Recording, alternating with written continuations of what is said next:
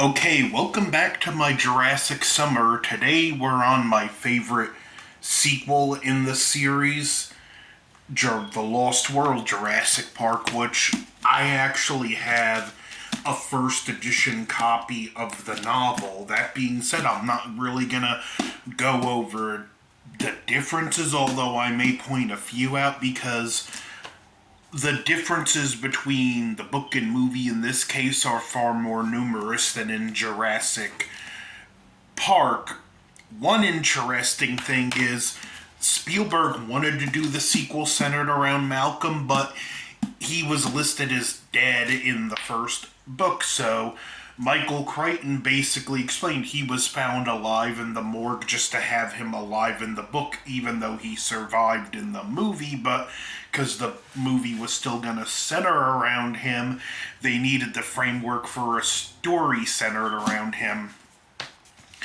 Which, even though I like this film and I know the fan base is pretty split on this one, I'll at least admit the character of Malcolm is better as a supporting role, not the lead role. Fortunately, this is more of a ensemble cast, so even though parts of it do focus on him, and the last part is more where he gets to shine as the star, if you want to use that word, but Malcolm does not work as the lead character. Not enough to ruin the movie for me when it's my favorite sequel, but yeah, he does not work as well as a main character. The film begins with a scene more or less lifted from the first book when a little girl gets attacked by compies, and we do get this cringingly bad jump cut from the mother screaming to Malcolm on a subway, and the plot gets going after that. He meets Hammond, finds out what's happened. Hammond's nephew's taken control of Engine, and he wants to start taking dinosaurs off the island. Hammond wants to get a documentary crew basically down there to get a photo record and rally public support behind conservation and leaving them well enough alone. Funny how that was retconned in the Jurassic World movies. But Malcolm only goes because his girlfriend, Sarah Harding, is one of the people sent to the island, and Sarah went ahead of everyone. Interesting thing, in the book, Sarah Harding is actually the daughter of Dr. Harding, the Jurassic Park veterinarian. I'm not sure if it's still meant to be that way in the movie or the name's a coincidence, but interesting enough thing. And we get to meet also Malcolm's adopted daughter, who becomes a part of the plot. They get to the island. We get introduced to this dart rifle with a super poisonous dart that they pretty much had to take at. It was pretty much a get out of jail free card because it could drop any dinosaur and before it would feel the prick of the dart. So eventually they do have to get rid of that thing because it is a get out of jail free card. The Engine crew, in a lot of ways, at least one character I find more interesting. Roland Tembro, who's this African big game hunter who has hunted everything there is to hunt, and he's bored and he wants one last epic hunt, and that's a bull T-Rex, and that's all he wants for his pay. But he's a fascinating character and more likable than one of Hammond's crew, Nick Van Owen, who, as Roland pointed out in one scene, you're with Earth First, which is an environmental group that have been called environmental terrorists by some. It's a very shady group, and he's with that, and you can see he's a professional saboteur. He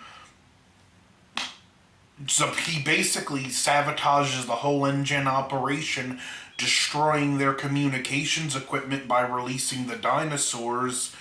While this is going on, Roland has the baby T-Rex trapped, and Nick ultimately finds it with a broken leg, and it leads to the awesome, although bit of a rehash of the T-Rex attack in the first movie, only both the male and female T-Rex attack, and this is a pretty good scene that mostly keeps the T-Rexes off camera, but we see the evidence of their power by how they're able to knock this huge double trailer off the side of a cliff.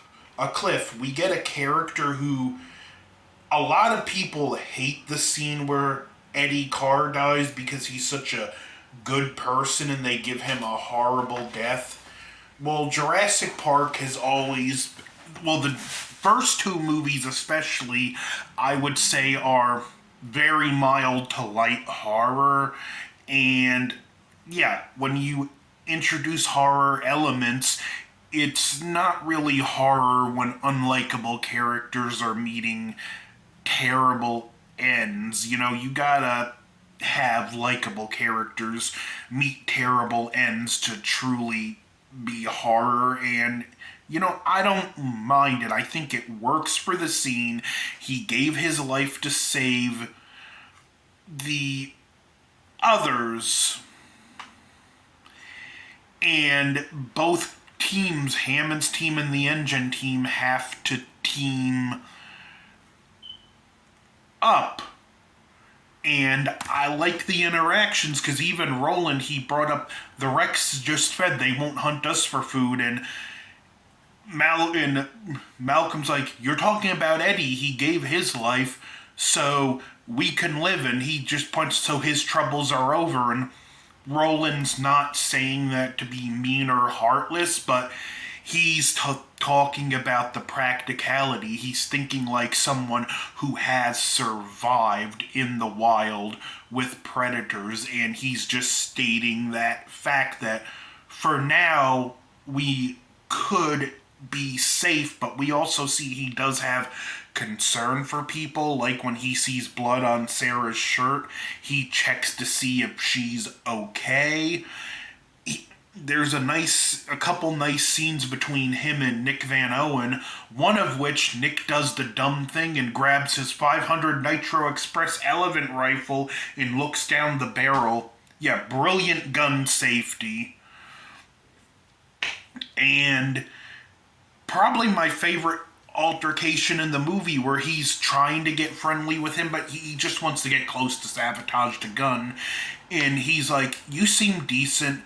Why are you here? And he's like, I tells him I want to hunt the T-Rex. And he's like, so this is the first time the animal exists in millions of years, and you can only express yourself by hunting him? And he tells him a story. Several years back, this guy climbed Mount Everest without any oxygen, and he came back nearly dead. They asked him, why'd you go up there to die? He said, I didn't. I went up there to live. And this is Roland hunting that T-Rex to live, that one last great challenge. We get one of the engine crew attacked by compies, and one nice subtle thing after he gets bit a few times, when you watch him running, something's off about his movement. And in the book, the compies are mildly venomous. Their venom isn't enough to kill, but it's enough to weaken prey so they can jump in for the kill. We get another T-Rex attack on... We get the T-Rexes attacking the joint team, and at this point, the idiot Nick Van Owen sabotaged the bullets in Roland's elephant gun, getting people killed in the process, because Earth First will use extreme means even if it means people getting hurt. Yeah, I hate Nick Van Owen. I wish he would have gotten munched by a raptor. Okay, I'm not going to rant on that part too long, other than, yeah, I don't believe in big game hunting or trophy hunting, but at the same time, I don't care if it's an endangered species. If it's endangering people's lives, you blow it away. We get the nice long grass scene where a lot of people run into the long grass, and we even get a very Jaws-esque shot where it pans up and we see the hunters walking through the grass and we see the grass bending from where the raptors are approaching them. We get some nice raptor action. We get a nice chase scene. Well, a nice scene with what are Sarah, Malcolm, and Malcolm's daughter, and they're trying to avoid the raptors. There's the gymnastics scene, which has been derided to death, but it's an irrational preteen girl trying to protect her father. So, yeah, it shouldn't have worked, but it did. What kid wouldn't tried something irrational in that point? Roland's best friend gets killed, and he manages to tranquilize the male T-Rex, and Hammond's nephew even tells him, he's like, you saved Engine, you got any job you want, and he just tells him, I've had enough time in the company of death, even though he still technically got to hunt his prize. You know, he realized that pursuit cost him his best friend and it wasn't worth it, and he maybe learned a lesson about hunting for sport. Easily my favorite character in the movie. This is his last scene. We have them going back on the helicopter, and I remember seeing this in the theater and a lot of people thinking it was over. Some clapped and they were getting up ready to leave, only for the movie to continue. And even though there are things I like in the San Diego attack, I kind of feel the movie should have ended there, and what happened in San Diego was completely unnecessary, but you can say this sequel was unnecessary, and yeah, Jurassic Park should have been one and done, but I still love this sequel, so I'm not complaining. The T-Rex gets loose and they basically have to go through this process of getting the baby back and then luring it back to the boat. There are some memorable bits. There's the cheap joke where the Tyrannosaur roars and the animal control trucks turn around and drive away. It's just typical big monster on the loose in a city, and as a kaiju fan, even though I think it's not necessary and it should have ended before this point, I can't help but love it for what it is.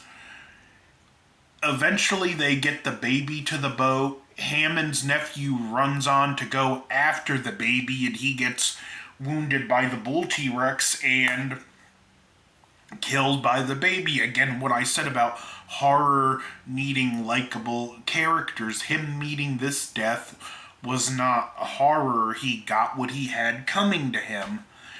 But we do get I do love the final scene where there's a news clip of Hammond talking, and you can tell at this point he really has learned, and he gives this speech which boils down to, these enemies need our absence to survive, and if we leave them alone, life will find a way, which, again, totally, like, the fact that they weren't sure whether they wanted this movie to be canon to the events, and it's clear that they weren't sure if they wanted this movie to be canon to the events of the Jurassic World trilogy, because what Hammond said in here will ultimately be totally contradicted when he told Maserati to keep his dream alive and reopen the island.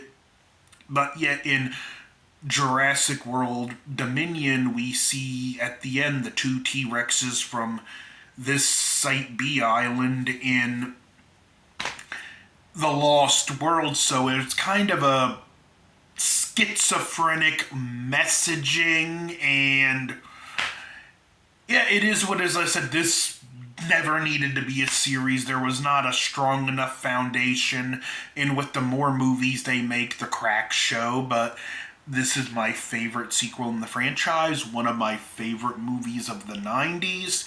So, I mean, one of my favorite sequels of the 90s, to be more specific. So, Don't forget to like, share, comment, subscribe. Over and out.